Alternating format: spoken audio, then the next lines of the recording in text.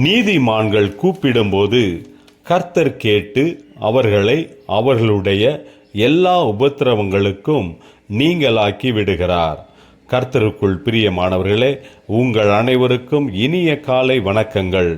இன்றைய வேத வசன தியானத்திற்கென்று நாம் தெரிந்தெடுத்திருக்கும் வேத பாகமானது 3 யோவான் 1:8. ஆகையால் நாம் சத்தியத்திற்கு உடன் வேலையாட்களாய் இருக்கும்படி அப்படிப்பட்டவர்களை சேர்த்து கொள்ள கடனாளிகளாய் இருக்கிறோம். பிரியமானவர்களே, இன்றைய வேத தியானத்தின் தலைப்பு உடன் வேலையாட்கள் என்பதே. அப்போஸ்தலனாகிய யோவான் தான் சத்தியத்தின்படி நேசிக்கிற பிரியமான காயு என்பவருக்கு இந்த நிருபத்தை எழுதுகிறார். சபையில் இருக்கும் ஜனங்கள் இயேசுவை சொந்த இரட்சகராக ஏற்றுக்கொண்டு தேவனுடைய ஊழியத்தை செய்கிறவர்கள் யாரிடத்திலும் எதையும் எதிர்பார்க்காமல் இச்சிக்காமல் கேட்டு பெறாமல் இருக்க வேண்டும் என்றும், நாம் சத்தியத்திற்கு உடன் வேலையாட்களாய் இருக்கும்படி அப்படிப்பட்டவர்களை சேர்த்து கொள்ள கடனாளிகளாய் இருக்கிறோம் என்கிறார்.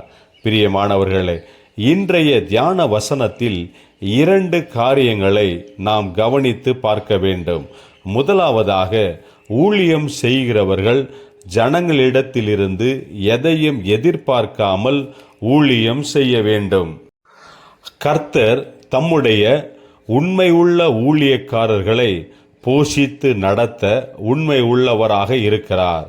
இரண்டாவதாக, இப்படிப்பட்ட உண்மை உள்ள ஊழியக்காரர்களை நாம் சேர்த்து கொண்டு அவர்களை போஷிப்பதுதான் நம்முடைய கடமையாய் இருக்கிறது. அப்போதுதான் நாம் அவர்களுடன் சேர்ந்து உடன் வேலைக்காரர்கள் ஆவோம். சில நேரங்களில் பிரதிபலன்களை எதிர்பார்த்து நாம் ஊழியம் செய்கிறோம். அப்படி இல்லாமல் கர்த்தரே நம்மை நடத்துவார் என்று கர்த்தரையே நோக்கி பார்த்து ஊழியம் செய்யும்போது கர்த்தரே நமக்கு உதவி செய்யும்படிக்கு ஜனங்களுடைய இருதயத்தை ஏவி விடுவார். கர்த்தருடைய ஊழியத்தை உண்மையாய் செய்வோமாக.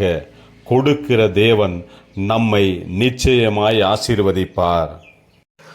ஜெபிப்போம். ஜீவனுள்ள தேவனே, எங்களை இம்மட்டும் நடத்தின உண்மை உள்ள தேவனே, உம்முடைய ஊழியத்தை இன்னும் நாங்கள் உண்மையுடன் நிறைவேற்றும்படிக்கு கிருபை தாரும், ஆசீர்வதியும். இயேசு கிறிஸ்துவின் நாமத்தில் ஜெபிக்கிறோம் நல்ல பிதாவே, ஆமேன்.